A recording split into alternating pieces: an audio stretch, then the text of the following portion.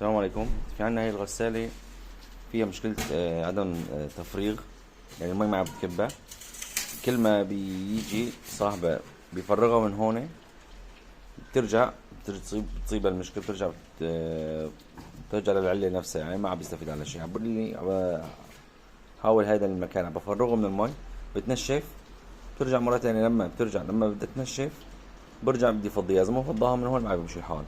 هذا بيكون سببه اخواتي في تحت الحوض هذا في خرطوم. هذا الخرطوم فيه على الان فيه وسخ بنسبة 70%. هاي راح تكون المشكلة ان شاء الله. هلا رح مع بعضنا رح نتابع كيف بدنا نحل هذا العطل. هلا بالنسبة اول شي بدنا نحاول نميلها لورا بحيث انه نحن من هون نتدخل. هلا رح تتابعوا معي وتشوفوا كيف رح نحل الموضوع ان شاء الله. مثل ما انكم شايفين ميلناها ميول هيك. تمام. ميلناها هيك ميول. خلينا الزبون يمسكها هيك بحيث نحن انكم شايفين صار في فرق. هلا هو كان حيطها بالحمام عشان هيك صار في يعني مشكلة. شوفوا قلت له حطها في جنينة البيت عشان ما يصير اي اشكالية من هالاشكاليات. مثل ما انكم شايفين شوف شلون كله هون مصدي لاني قاعد حيطها بالحمام. قلت له كمان جيب له رجلين. جاب له رجلين هون هون رجلين وهي تقصين شوي. هدول الرجلين مشان يمنعوا انه الغسالة تمشي او تهتز. شوف شلون كلها مصدية، كلياتها صدي.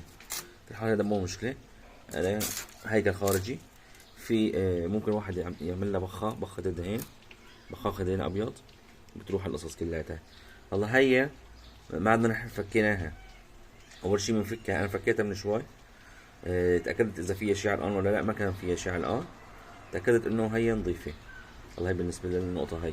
هلا في خرطوم عريض جوا. هلا هون ان شاء الله. هلا تمشوا معي خطوة خطوة ان شاء الله. مثل ما انكم شايفين هلا ننزل هيك. هاي المضخة كهنا هي هون. المضخة هي هون. هذا الخرطوم تبعه هيك. هذا الخرطوم العريض لا طوب بحكي لكم عليه. هذا خرطوم عريض تحت الغسالة. في خرطوم عريض مثل هاد ما في غيره. هذا خرطوم في هاي المكان تحديدا في على الان شيء بسببه الغسالة ما بتقوم بالتنشيف. هلا كل اي غسالة حسب نوعها بيكون فيها. انا هلا هي هون فيها ممكن يكون مترخي البرغي. يعني ترخيه باتجاه اليمين تنسحب هاي. في بعض منهم بالبانسة بتقرصه هيك قرص حتى يفتح. كل غسالة إلها كلبشة شكل. هي كلبشة لازم نرخيها مشان يطلع معنا الخرطوم. بس هي كل النقطة. حاليا هلا نقوم هلا بهالقصة هاي ان شاء الله نرخيه. تابعوا معي ان شاء الله. مثل ما انكم شايفين حاليا عم برخيه بالبانسة لاني الفك البراغي ما دخل هون لان في مقابيل وحجرة مثل ما انكم شايفين. فلذلك انا في البانسة هلا حاليا عم بحاول ارخيه. مثل ما انكم شايفين عم برخيه ايش في البانسة. شغلته بس ارخيه شوي. مجرد اني ارخيه شوي صار رخو. مجرد اني ارخيه شوي اشوف شلون صار يفتل في ايدي. هلا مجرد اني رخيته شو خلص. والله يطلع لنا هلا مي. ممكن تنتبهوا على النقطة هاي.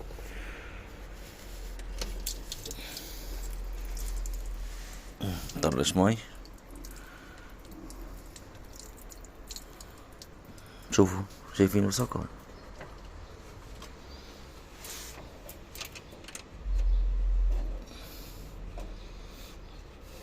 الوسخ مليان جوا. هلا حاليا ضلينا نفتح الحوض. الحوض كان الان فيه مدري شو. ضلينا نفتح الحوض حتى وصلنا لهون. شوفوا ضلينا نفتح الحوض من طبعا من جوا. فتحنا الحوض من هون. ضلينا نفتله حتى قدرنا. كهني جرابة ولد صغير. بنرجع بنفتح الحوض حتى انا بقدر من هون بفتله في ايدي. بحاول افتله من هون بركي انه برجع بينزلنا شي تاني. بس هلا اذا فتحنا الحوض بسرعة. حاليا بسرعة.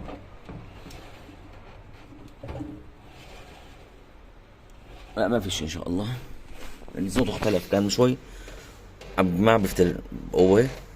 كانت يعني مثل عيصة منعته عن الدوران.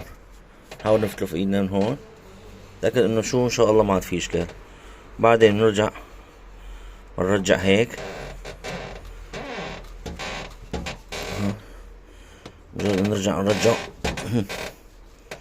مرجع الله هيك مش ما نطول الفيديو كتير عليكم. مجرد نرجعها ونرصها هيك ان شاء الله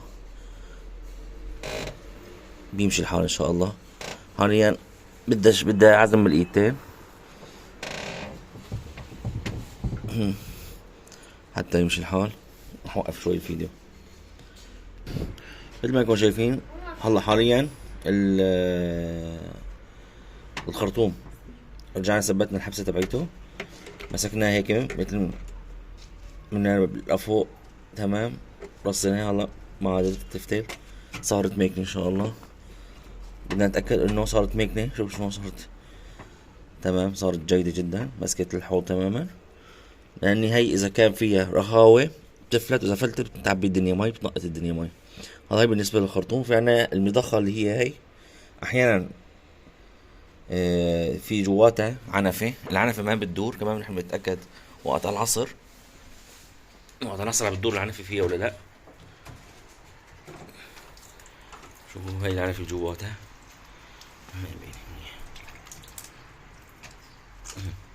شايفين العنفة هاي شايفين هاي الشفرة اللي جوا. هاي الشفرة جوا لازم تدور. هاي إذا دارت وكانت المي ما بتكبها ما تحصرا على الأنشي هون. هاي بدها تنظيف. أحيانا هاي العنفة اللي هون ما بتدور، اللي هي هون العنفة اللي هون ما بتدور، فبيكون هاي القطعة بالدخيار اللي هي هاي اللي هون، أو المضخة هاي كلياتها هون. شلون بتتغير؟ هي مجرد انكم تفتلوها، شايفين هاي تفتلوها هيك بشكل عكسي هيك، فورا بتطلع معكم هاي الشقفة. هاي بترجعوا بتثبتوها بنفس الطريقة. هاي الشقفة لوحدها بتنباع، فيكم ايش تاخدوها مع عند حي الله بياع قطع. هلا بالنسبة لهدول المضخات، عفوا المثبتات، اللي هو هذا واحد، في واحد هون بالطرف الثاني. هدول بس شفتوهم كمان نازلين لهون كمان، معناتها هدول كمان رايحات، هدول بدهم غيار. هدول مسؤولين عن عدم اهتزاز الغسالة. طبعا الغسالة رح نضمن انه تكون على سطح مستوي، لان الغسالة مجرد انها تمشي، بس مشيت الغسالة اذا كانت مية على سطح مستوي، فلازم نجيب لها رجلين مثل هدول اللي شايفين. هدول الرجلين بيعطوها ثبات، بيعطوها عدم اهتزاز وقت تمشي الغسالة. اذا كانت الغسالة الله بعد ما نرجعها لمحلها بدنا نضمن انه ما تتحرك من محلها، لان اي تحرك من محلها بتصير بتمشي لقدام. ونتاكد انه هي رصيناها بشكل جيد اتجاه اليمين مشان ما تهرب كمان مي. في الحال هلا بعد ما نرجعها محلها بورجيكم كيف صارت ثابته في محلها. مثل ما انتم شايفين رجعناها على محلها. شوفوا اخواتي، بالنسبه لهذا الوضع كثير مهم انكم تحطوا ايدكم عليها، تحاولوا تهزوها. شو ما بتهز، هذا بدل انه اللي هي ثابته في مكانها بشكل جيد على سطح مستوي جيد. تمام، شوفوا ما بتهز ابدا ابدا. يعني هذا بدل انه هي صارت وضع جيد جدا. هذول الرجلين بيعلقوا في الارض بشكل كتير جيد. بنصح الكل يركب منهم. هذول بيمنعوا الاهتزاز، بيمنعوا انه الغسالة تمشي حتى لو كان السطح ما هو مستوي. في لهم تحت كوتشوك، هذا الشيء بيمسك في الارض بشكل كتير جيد. القطط علقت ورانا ما بعرف ليش. المهم حاليا مثل ما بقول لكم هذول مجرد انكم تركبوهم بيطلعوا عليهم فرق كتير كبير. اذا كانت الغسالة عندكم السطح تحتها غير مستوي، مما بيؤدي انه الغسالة تمشي. فهيك ان شاء الله بيكون وضع الغسالة صار تمام. بتمنى الكل يشارك الفيديو مشان تعمل فايدة ان شاء الله للجميع. السلام عليكم.